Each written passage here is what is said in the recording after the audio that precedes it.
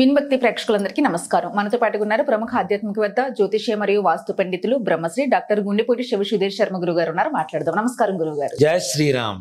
గురుగారు, మీరు లోక కళ్యాణం కోసం ప్రతి పని కూడా చేసేది మా అందరి కోసం, మేమందరం మంచిగా ఉండడం కోసం. ప్రతి ఒక్కరు సమస్య తీరడానికి మీరు ఎప్పుడు రెడీగానే ఉంటున్నారు. అందులో భాగంగానే మన దగ్గరికి రాలేని వాళ్ళకి, హైదరాబాద్ దూరంగా ఉన్న వాళ్ళ దగ్గరికి మీరు వెళ్ళి వాళ్ళ సమస్యకి పరిష్కారం అనేది చెప్పడం జరుగుతుంది. లాస్ట్ 2 months బ్యాక్ విజయవాడ వెళ్ళారు, తిరుపతి వెళ్ళారు. అవన్నీ సక్సెస్ఫుల్ గా చక్కగా చాలా హ్యాపీగా ఉన్నారు వాళ్ళందరూ. మిమ్మల్ని కలిసి ఆల్మోస్ట్ ప్రాబ్లమ్స్ కూడా క్లియర్ అయ్యాయి వాళ్ళందరికీ. సో విజయవాడ లాస్ట్ టైం వెళ్ళినప్పుడు తక్కువ మందినే తీసుకోగలిగాము. మళ్ళీ ఎక్కువ కాల్స్ వచ్చింది మనకి విజయవాడ నుంచే గురుగారు. సో మీరు నెక్స్ట్ మంత్ వెళ్ళే టైం కూడా ఉంది కాబట్టి అందులో భాగంగా మళ్ళీ విజయవాడ వెళ్ళి విజిట్ చేసే అవకాశం ఏమైనా ఇస్తారా మా అందరి కోసం? ఏ డేట్ చెప్తారు ఇస్తే గనక? విజయవాడ అంటేనే అమ్మవారు, మన అమ్మవారు, మన ప్రాంతం, తప్పనిసరిగా వెళ్ళాలి, అవును, చేయాలి. అందులో ఇంకోటి ఏంటంటే నాన్న, చాలా ఏరియాస్ నుంచి కాల్స్ వస్తున్నాయి మీ మాటకంటూ. అంటే విజయవాడ కొంచెం గురుగారికి పని ఉంది కాబట్టి నేను ఈ టాపిక్ తీసుకోవడం జరుగుతుంది. అంటే ఇక్కడ విజయవాడ అనే కాదు నాన్న, ఎక్కడ ఏ ఏరియాకి వెళ్ళినా ప్రేమతో ఆదరిస్తున్నారు. నిజంగా మిమ్మల్ని చూస్తూనే ఉండిపోతున్నామని మేము ఏం అడగలేకపోతున్నాం అంటున్నారు వాళ్ళు. మళ్ళీ నాకు కాల్స్ చేస్తున్నారు. అదొక ప్రాబ్లం నాకు. ప్రాబ్లం అంటే హ్యాపీగానే చెప్తున్నాను, బాధపడి చెప్తున్నాను. వాళ్ళకు ఉండే సమస్యలు ఒక పేపర్ మీద రాసుకున్నామని చెప్పండి, అది మర్చిపోరు అక్కడ కదా. ముఖ్యమైనటువంటి విషయాలు ఏవైతే చూస్తూ మర్చిపోతున్నారంట గురువు గారు. ఆయన చూస్తూ సాక్షాత్ భగవంతుని చూసినట్టు చెప్తామమ్మా అంటున్నారు అందరూ. ప్రతి ఒక్కరు చెప్పే మాట ఇది. అక్కడనే కాదు, మనకి హైదరాబాద్ మన ఆఫీస్ లో అపాయింట్మెంట్స్ వచ్చిన వాళ్ళందరికీ కూడా మీ దగ్గర ఏమీ మాట్లాడరు వాళ్ళు. మీరు గంటన్నర 2 గంటలు కూడా టైం ఇస్తారు. నాకు తెలుసు, ప్రతి వచ్చినప్పుడు నేను చూస్తూ ఉంటాను. మీ దగ్గర ఏమీ మాట్లాడకుండా నాకు చెప్తారు సమస్యలన్నీ. అదేంటండి మీకు అపాయింట్మెంట్ ఇచ్చింది అంతకే కదా, అంతసేపు మాట్లాడారు, మరి గురుగారితో మాట్లాడలేదంటే ఆయన చూస్తే ఏం మాట్లాడలేకపోయామమ్మా మేము, ఆయన చూస్తూనే ఉండాలనిపిస్తుంది. ఆయన ఏదో చెప్పారు, ఏదో విన్నాము, ఏం అడగాలో తెలియలేదు, వచ్చేసాము. వచ్చేటప్పుడు అనుకున్నాము అరే ఇది అడగలేదు అని చెప్తూ ఉంటారు. భగవంతుడు ఇచ్చిన, మా అమ్మగారు ఇచ్చిన గిఫ్ట్ అంతే, మా నాన్నగారు ఇచ్చిన జన్మ అంతే. అంతే. ఇక్కడ అంటే ఏం లేదు, మనం చేసే దేవత ఆరాధన మన ముఖంలో ప్రతిబింబిస్తుంది. కనిపిస్తుంది. చాలా మంది ఏమంటారంటే మీది అమ్మాయి ముఖం అండి, అమ్మాయి ముఖం అండి అంటారు. అమ్మాయి ముఖం అంటే మా అమ్మగారి పోలిక నెంబర్ 1. నేను చేసేదే ఎక్కువగా అమ్మవారికి బాగా చేస్తుంటాం. అమ్మవారి మనం చేస్తున్నప్పుడు ఆటోమేటిక్గా మన ముఖంలో అమ్మవారు తాండవిస్తుంటుంది. అది ఏ దేవుడికి చేయనివ్వండి, ఆ దేవుడి అనుగ్రహం, ఆ ముఖ వర్చస్సు అనేటువంటిది. అందుకనే నేననే కాదు, ఎవరైనా సరే ఒక భగవంతుడిని విశ్వసించి గట్టిగా పట్టుకొని స్ట్రాంగ్గా ఉపాసన చేస్తే తప్పనిసరిగా వాడు మనతో ఉంటారు, మనలో కూడా ఉంటారని చెప్తూ ఉంటారు ప్రతిసారి కూడా. అది మనకు తెలుస్తుంది కూడా గ్యారంటీగా. అంటే పాజిటివ్ వైబ్స్ అనేది ఉంటాయి కదా నాన్న, అది ఆటోమేటిక్గా ముందు తీసుకెళ్తుంటుంది అమ్మవారు. అంటే చేసేది అమ్మవారి ఇది కాబట్టి ఏమో భగవంతుడి దయ, వాళ్ళందరి అభిమానం, వాళ్ళ ప్రేమకి నేను ఎప్పుడు దాసుండే. వాళ్ళు అలా చెప్తున్నప్పుడల్లా నేను చాలా లక్కీగా ఫీల్ అవుతా. వాళ్ళ కాసేపుకే అంటే నేను రోజు అంటే మాక్సిమం ఎక్కువ వీక్లీ వన్స్ అన్నా మిమ్మల్ని కలుస్తాను, టైం స్పెండ్ చేస్తాను, ఇలా వీడియోస్ రూపంలో ఇంత దగ్గరగా ఇంత మాట్లాడుతాను. నిజంగా వాళ్ళు చెప్పిన ప్రతిసారి నా మనసులో కలిగే ఫీలింగ్ ఇదే గురుగారు. నిజంగా మీకు ఎప్పుడు చెప్పలేదు నేను, అరే నేను చాలా లక్కీ కదా అనిపిస్తూ ఉంటుంది. అది భగవంతుడి దయ నాన్న. ఇక్కడ లాస్ట్ టైం విజయవాడలో కూడా నాకు ఇట్లాంటి అనుభవం ఒకటి ఎదురైంది. ఆడు కూర్చుంటుంది, అక్కడి నుంచి కదలదు. రామ్మ జాతకం చెప్తానంటే ఇట్లా సైకిల్ చేస్తుంది, వాళ్ళని కానివ్వండి వాళ్ళని. లాస్ట్ బట్ 1 వచ్చారు. ఏంటమ్మా జాతకం ఏంటమ్మా అంటే, జాతకం కాదు నేను మిమ్మల్ని చూడటానికి వచ్చాను. ఇంకొక ఆవిడ ఉన్నారు, అయ్యా మీ దర్శనం జరుగుతుందా అని చెప్పి నిన్న మెసేజ్ చేశారు. విజయవాడ వస్తున్నారట, మీరు వస్తారా, మాకు ఏ డేట్లో వస్తారు, ఒకసారి మిమ్మల్ని సందర్శించుకోవచ్చా? సందర్శించడానికి భగవంతుడే కదమ్మా, సర్వసాధారణమైనటువంటి వ్యక్తిని. కాకపోతే మా పూర్వీకుల పుణ్యఫలం కావచ్చు, మా అమ్మగారు ఇచ్చినటువంటి, మా నాన్నగారు ఇచ్చినటువంటి జన్మతో, మా గురుదేవులు ఇచ్చినటువంటి అనుగ్రహంతో ఎంతో కొంత నేను గొప్ప అని చెప్పుకోవడాలా, ఎంతో కొంత ప్రపంచంలో ఉన్నటువంటి ఇంత బ్రహ్మాండమైనటువంటి ప్రపంచంలో అఖండ కోటి బ్రహ్మాండ నాయకుడైనటువంటి సృష్టిలో నేను ఒక చిన్న పిప్పీల కానీ ఇంతే. నేను ఇంత మించి ఇంత కూడా లేదు. నేను ఎంత అంటే చీమ చిన్నది అనుకుంటాం కదా, చీమ నోట్లో ఉండేటువంటి ఆహారం అంతకంటే చిన్నది కదా. ఆహారంలో కూడా 0.0.0 నేను ఇదే భావిస్తాను నేను. సో కాబట్టి రాండి తప్పనిసరిగా. కాకపోతే ఇప్పుడున్న మనకున్న ఈ హడావిడి ఉండేటువంటి రోజులు నాన్న నిజంగా చెప్పాలంటే. ఎక్కువ రోజులు కూడా కేటాయిస్తే ఇప్పుడు నాకు తడుతున్న ఆలోచన ఏంటంటే, జూలై 1వ తారీఖు నుంచి యాగం పెట్టుకున్నాం, మనం ఎక్కువ రోజులు బయట తిరగడం వల్ల, బయట ఉండడం వల్ల ఇది కావాల్సినటువంటి ఇవన్నీ కూడా చాలా మనమే చూసుకోవాలి, మీరే చూసుకోవాలి. యాగానికి ఉండేటువంటిదంతా ముందు ఆగమే ఉంటుంది. ఫస్ట్ ఈ యాగాన్ని మనం కరెక్ట్ గా పని చేసుకుంటే యాగం సక్సెస్ఫుల్ గా ముందుకెళ్తుంది. సో కాబట్టి ముందుగా ఉండేటువంటి ఇవన్నీ విధానం చూసుకోవాలి. కాబట్టి అంటే నేను జూన్ 4, 5, 6 తారీఖులు ఖాళీ ఉన్నాను అన్న. అసలు ఈ జూన్ నెలలో మనకున్న ఖాళీ పరిస్థితుల్లో చూసుకుంటే జూన్ 4వ తారీఖు విజయవాడ వస్తా, గ్యారంటీ, పిలుస్తున్నారు కాబట్టి. అక్కడి నుంచి నేను అనుకున్నది ఏంటంటే, రాజమండ్రిలో అసలు మా బంధువుల ఇంటికి వెళ్దాం అనుకున్నా. ఈ బంధువుల ఇంటికి కాదు, నా ఆత్మ బంధువుల దగ్గరికి వెళ్తా. అవునా, దేహపరమైనటువంటి బంధువులు తీసి పక్కన పెడితే నా ఆత్మ బంధువుల దగ్గరికి వెళ్ళడానికి తప్పనిసరిగా నేను వెళ్తాను. 5వ తారీఖు రాజమండ్రిలో ఉంటాను. 6వ తారీఖు విశాఖపట్నంలో ఉంటాయి. విశాఖపట్నం చాలా మంది అడిగారు, మీరు వస్తారా, ఇప్పుడు వస్తారు, వచ్చే ముందు చెప్పండి, వచ్చే ముందు చెప్పండి అని. తప్పనిసరిగా 6వ తారీఖు విశాఖపట్నం, 5వ తారీఖు రాజమండ్రి, 4వ తారీఖు విజయవాడలో, అంటే కలవడానికి, మీకున్నటువంటి సమస్యలు ఏదన్నా తెలుసుకోవడానికి, జాతకం విషయం తెలుసుకోవాలన్నా, మాట్లాడాలన్నా తప్పనిసరిగా మిమ్మల్ని కలవడానికి అందుబాటులో ఉండేటువంటి సమయాలు.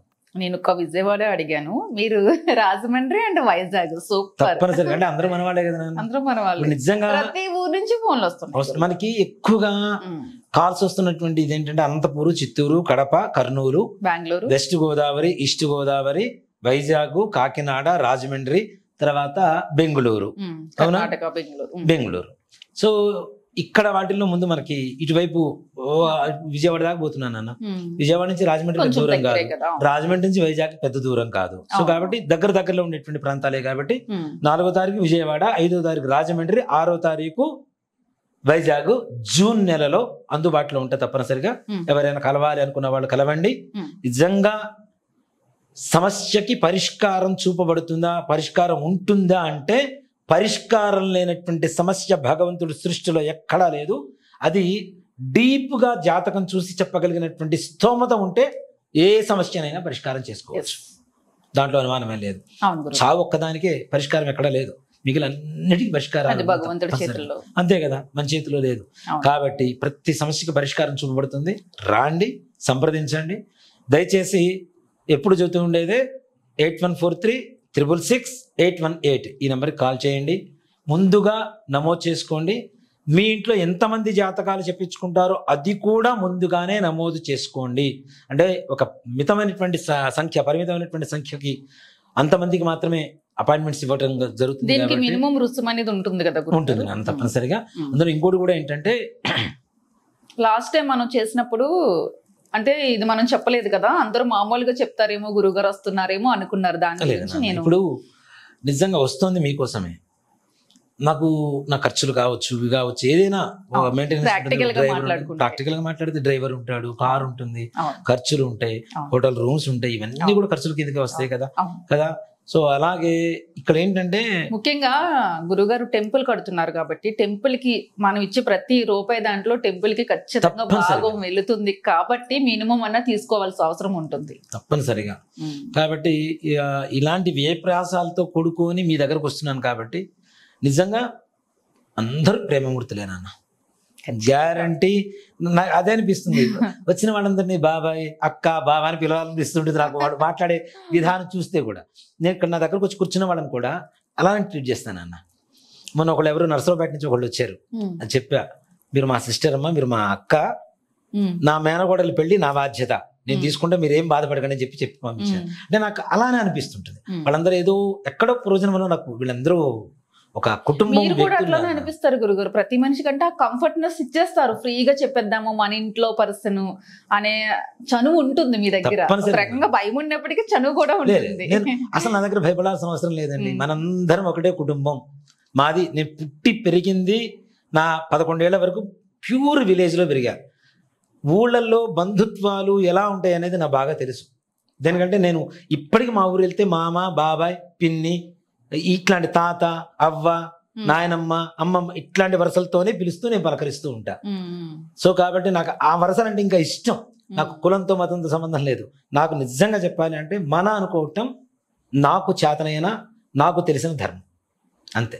మన అనుకుంటే మనం స్వేచ్ఛ అంటే స్వతంత్రంగా మాట్లాడగలుగుతాం. స్వతంత్రంగా, భయంగా బెరుగ్గా అమ్మో గురువు గారు గౌరవం అంతేగాని ప్రేమ ఎప్పటికీ ప్రేమ. మీ నుంచి కూడా కనీసం మమ్మల్ని కూడా కనీసం పేరు పెట్టి, ఇప్పుడు నన్ను అయితే అసలు పేరు పెట్టి పిలిచిందే లేదు. మా అమ్మాయి నాన్న అంతే, ఎవరికన్నా ఇదే కనీసం. కాదా అమ్మాయి కాదా మీరు? మీ అమ్మాయినే మరి మీ అమ్మాయినా గురుగారు? అదృష్టం నాకు నిజంగా. మాకే అమ్మాయి అంతే, మీకే నిజంగా. వెనక ఆయన, ముందు మీరు. నేను ఎప్పుడు చెప్పే మాట అంతే. ఆయన శివుడు, ఇక్కడ శివసుధీరు అంతే. ఇంకొకటి ఏంటంటే, చాలా మంది గురుగారు మీతో జ్యోతిష్యంతో పాటుగా మీరు చెప్పే మాటలు చాలా మోటివేషనల్ గా అనిపిస్తున్నాయి. ఇవాళ రేపు జ్యోతిష్యం కంటే కూడా మనకి ధైర్యం ఇచ్చే మాటలు కావాలి. నిజంగా ఎంతో మంది డిప్రెషన్ లో ఉంటున్నారు. లైఫ్ ని ఏం చేసుకోవాలో కూడా తెలియట్లేదు. అన్ని ఉంటున్నాయి. కొంతమందికి సరైన రూట్ లో వెళ్ళడానికి తెలియట్లేదు. తల్లిదండ్రులు, ముఖ్యంగా తల్లిదండ్రులు చెప్పిన మాట పిల్లలు వినట్లేదు. మీ దగ్గరకు వస్తే ఇట్టే మార్చేస్తున్నారు మీరు పిల్లల్ని. ముఖ్యంగా అంటే జ్యోతిష్యంతో పాటు ఇది కూడా ఉంది అంటే ప్రతి మనిషి నిజంగా మారాల్సిందే వాళ్ళ లైఫ్. అక్కడ నేను అంత టైం తీసుకొని కూడా వాళ్ళకి మాటలు చెప్పాల్సిన అవసరం లేదు. నా దగ్గరకు వస్తే జాతకం చెప్పేసి 10 నిమిషాలు పంపించవచ్చు. ఎందుకు చెప్తున్నాను అంటే, వీళ్ళందరూ నా వాళ్ళు మన అనుకోబట్టే.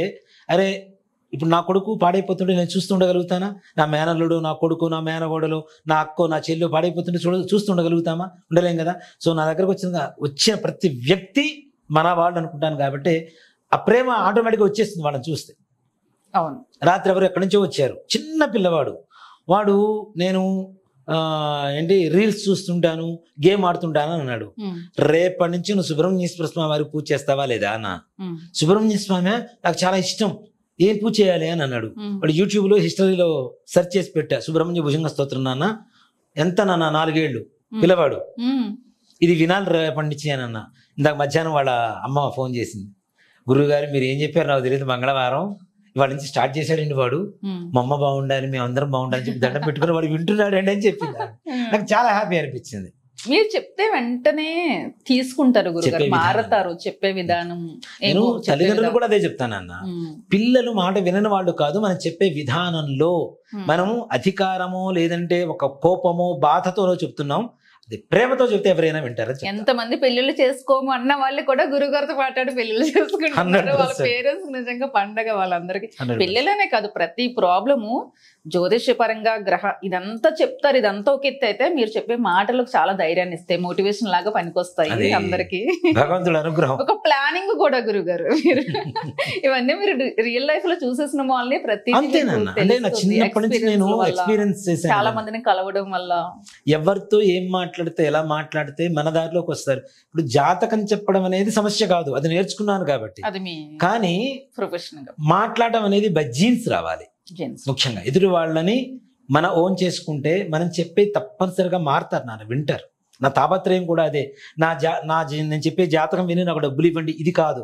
మీ పిల్లవాడు మారాడా, నాకు 100 కోట్ల ఆస్తి రాసిచ్చినంత ఆనందంగా ఉంటాను నేను.